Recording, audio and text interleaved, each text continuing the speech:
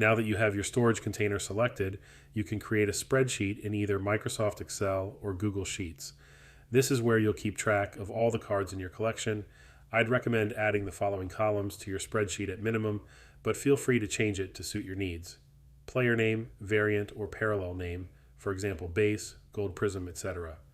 Serial numbering, for example, to 99, to 75, to 50, etc. Is it an autograph card? Yes or no. Is it a relic card? Yes or no. Grading company, PSA, BGS, SGC, etc.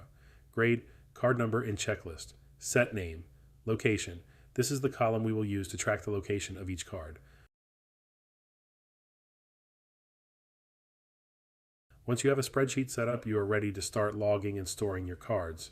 Fill in all the details for the card until you get to the location column. The location column will store a reference to a section of your selected storage container. For example, you may choose to assign a letter to each storage container, A to Z, and a number, 0 to number of sections in the container, to each section in the storage container.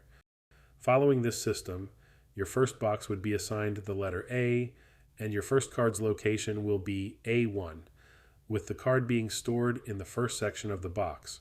So, for example, if a card was in the second box in the fourth section, the location reference would be B4, with B equating to the second box and 4 to the section of the second box. You can come up with any system you want, but make sure it's consistent and simple enough that it isn't a chore to maintain. Again, these sections allow you to have more visibility over your collection and allow you to quickly find a card.